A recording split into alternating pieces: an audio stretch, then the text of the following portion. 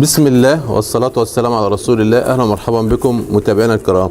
فيديو النهاردة إن شاء الله هنتكلم فيه عن أسباب خنفرة الحمام أو عطس الحمام أو دمعة العين أو الإفرازات اللزجة أو المخاطية اللي موجودة في أنف الحمام وفم الحمام. نبدأ الأول نتابع فرد الحمام ده، نمسكه في إيدينا كده ونفحصه. الفرد الحمام واكل ما شاء الله تمام، عصر في إفرازات طلعت دي كده هتساعدنا في التشخيص أو في العلاج المناسب. لا مفيش حاجة، أبدأ إن أنا أفتح فم الحمام، افتح منقار الحمام. انا ماسك الفرد اهو او زي ما انا ماسكه كده بالظبط، ابص كده، ببص جوه الفم اشوف في حاجه جوه الفم، افرازات لزجه في سقف الحلق في الفم من جوه. في هنقول هنعمل ايه؟ مفيش تمام. في اسهالات عند الفرد ولا مفيش؟ يبقى هو الفرد في الاول لو فرضنا ان مفيش افرازات بتطلع من الانف او افرازات موجوده في الفم او تجبنات في الفم او مفيش اسهالات، بس في نسبه مثلا كشاشان والفرد بياكل عادي وطبيعي، دماغك على طول تروح لحاجه من اتنين: اما المكان عندك تهويته سيئه، اما المكان عندك تهويته سيئه ففي غبار، بالتالي ده بيأثر على المجرى التنفسي او على انف الحمام، فانت هتظبط التهويه عندك، الدنيا هتتظبط ان شاء الله. او في نوع من انواع الحساسيه دي موجوده في الحمام، هتدي حاجه مضاد للهستامين زي الايه، زي الفينادون، نص سنتي في الفم لمده يومين او 3 ايام هيظبط معاك الفرد. جميل. لا انا عملت كده والمكان عندي تهويته مظبوطه والعرض ده ما زال موجود، يبقى انا على طول اوتوماتيك هدي جرعه طارد ديدان الحمام. ممكن في ديدان موجوده في القصبه الهوائيه، تمام، دي ديدان القصبه الهوائيه ممكن اللي بتاثر على فتحه القصبه الهوائيه، بيبقى الفرد بيعمل صوت حشرجه، صوت حشرجه او صوت خنفره، ده بيأثر على الفرد بالذات لو فاتح بقه، تحس ان الفرد فيه زي نهجان كده، فده على طول بتدي جرعه طارد ديدان زي السيوبندازول، وممكن تدي الالزنتال بشري او تجيب البيطري. تمام. والجرعه احنا قلنا بالنسبه للالزنتال بتروج لزي كويس ونص سنتي في بق الفرد مره واحده بس وخلاص، وتكرر بعد 15 يوم. خش في الشق الثاني ان في افرازات.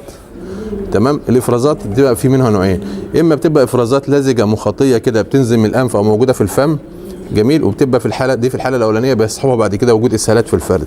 طيب الافرازات ديت افرازات لزجه وافرازات عاديه مضاد حيوي هيجيبها. طب لو، وهنقول برضو الجرعه المناسبه ليه، طب لو عباره عن تكتلات صفراء شفافه كده ومعرقه بدم، دي مرحله متقدمه بتبقى بتميز الاي بي اللي بيسيب الحمام، او هو نوع من انواع فيروسات الكورونا. ساعات بتيجي برضو في الميكوبلازما، بس الميكوبلازما بتبقى التجبنات فيها اقل وما بتبقاش معرقه بدم.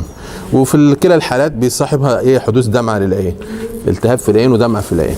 طيب ايه السبب حدوث الموضوع ده في التوقيت ده؟ قبل ما نتكلم في الوقايه والعلاج تابعني في الفيديو عشان هقول لك البروتوكول والبرنامج العلاجي اللي هتمشي بيه، عشان دي طيور هتبقى منتجه معاك او طيور للتربيه هتعيش معاك وما يبقاش المرض يتحول لمرض مزمن او مصاحب ليه.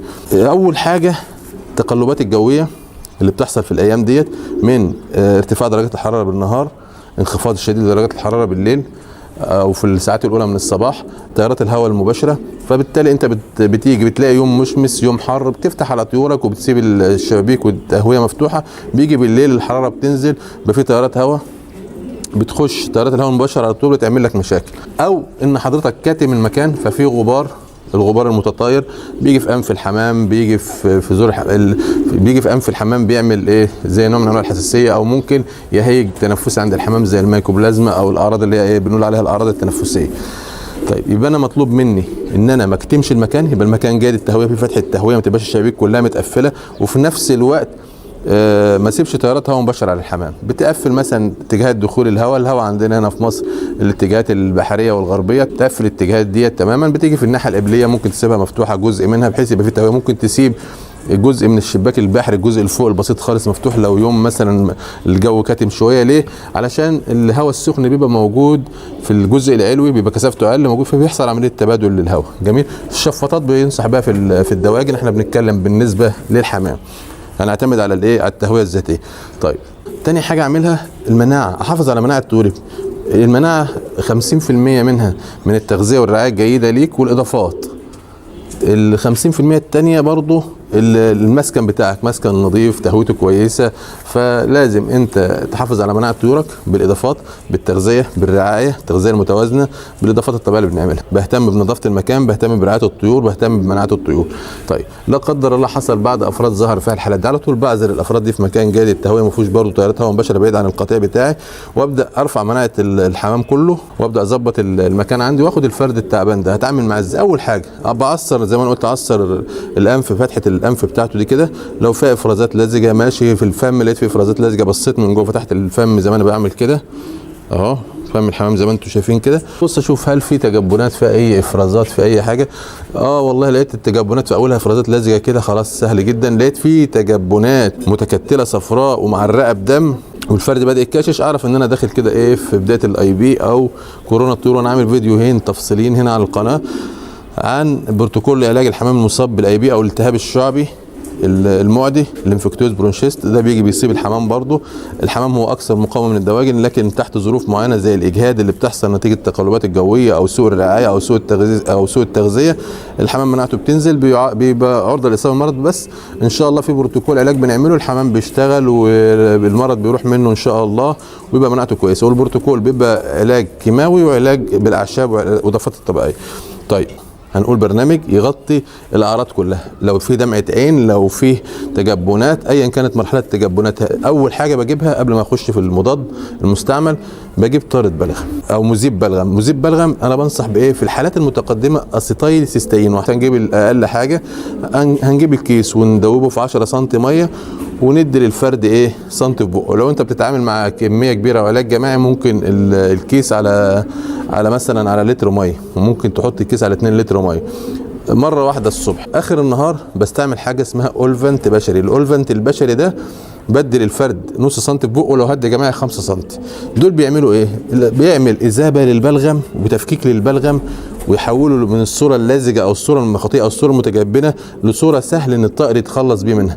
في مضادات حيويه تنفسيه كتير، انا هنصحك تجيب حاجه اسمها انرو فلوكساسين، تحط سنتي على اللتر لمده 3 ايام او 5 ايام او 7 ايام حسب استجابه الحاله معاك. بس مع العلاج بكون مظبط التهويه، بكون مظبط المكان، مفيش غبار في المكان، مفيش كثافه او تزاحم للطيور في المكان، بتبقى الدنيا معايا مظبوط. الحمام هتلاقي لو في دمعه عين صرفت. طيب لا انا شايف العين فيها مثلا تجبنات فيها زياده، هجيب قطره ثانيه زي دي كده، وهجيب حاجه اسمها برمنجانات البوتاسيوم من اقرب صيدليه بشري ليا، وابدا ادوبها واحط هنا بحيث الميه يبقى لونها ايه متغير لونها كده، واجي في عين الفرد احط نقطه هنا ونقطه هنا في عين الفرد او العين الملتهبه. البرمنجانات بتطهر تطهير موضعي لان هي مطهر قوي جدا وامنه على طيورك. ده كده ملخص بروتوكول العلاج. هل لو في لو ده عباره عن ميكوبلازما او لو عباره عن اي بي هل كده كفايه؟ لا. طيب حتى لو هو عباره عن دور برد عادي نتيجه ضعف مناعه الفرد واصابه مثلا بفيروس من الفيروسات المنتشره الخاصه بالانفلونزا او البرد في الموسم ده، مفيش مشكله خالص. انت لازم اتبع الكورس اللي هقول لك عليه، يبقى ايا كان تشخيصك للمرض اتبع الكورس اللي هقول لحضرتك عليه اللي هو رفع المناعه والوقايه اللي هيتم. انت هتيجي هتستعمل 3 انواع من الاعشاب. اول حاجه معاك هيبقى اللبان الذكر، بتحط جرام على لتر ميه للحمام كله. ده بيعمل برضو اذابه للبلغم، بيعمل تطهير للمجاري التنفسيه، برفع للمناعه. يبقى انا جرام على اللتر لمده يومين. جميل. اليومين اللي بعدهم ينسون في ميه الشرب. اليانسون برضو مقاوم للانفلونزا، فيه يعتبر بيطلعوا منه ماده التامافلول اللي هي علاج الانفلونزا، رفع للمناعه الى جانب قيمته الغذائيه. فمهم جدا هتستعمله لمده يومين. بعد اللبان الذكر وبعد اليانسون استعمل ايه؟ جنزبيل مع الليمون.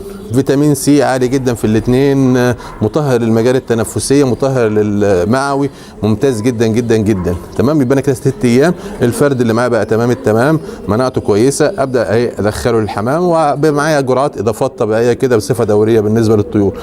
ده انا في عندي حاله متاخره على ما شفت الفيديو بتاع حضرتك وظهر حصل فيه اسهالات، مفيش مشكله خالص. المضاد الحيوي اللي انت مستعمله زي الانروفلوكساسين اللي احنا قلنا عليه عشان ما توهكش واقول اسماء كتير، المضاد الحيوي اللي حضرتك مستعمله ده هيغطي تنفسي ومعوي. جميل. لان المضاد الحيوي بيبقى شامل او واسع المجال، بس هنحتاج معاه مطهر معه زي ايه؟ الفلاجيل او الانتينال. لو الاسهالات كانت مثلا من فتره طويله، على ما شفت الفيديو ده وشفت البرنامج بتاعنا ده، حضرتك هتجيب محلول معالجه الجفاف وما تكترش عن 3 ايام. المحلول بيتحط مثلا، الكيس بيتفك على لتر ميه، الحمام يشرب منه والميه تتغير ايه بعد ساعه. ان شاء الله باذن الله الفيديو ده يعجبكم وينال استحسانكم وتستفادوا منه وياخد عدد كبير من اللايكات. هنبدا نقول لكم على تركيبه الاعشاب رافع المناعه، اقوى رافع مناعه مكون من 3 اعشاب طبيعيه بنتحدى بيه المنتجات البيطريه والمنتجات البشريه لرفع المناعه، وفي نفس الوقت قيمه غذائيه وقيمه علاجيه. انسى اي مرض لطيورك، انسى دمعه العين، انسى المشاكل اللي بتحصل لطيورك، ونتمنى لكم لطيوركم السلامه. وبشكركم على دعمكم للفيديوهات باللايك واشتراككم في القناه. نلقاكم دوما على خير، والسلام عليكم ورحمه الله وبركاته.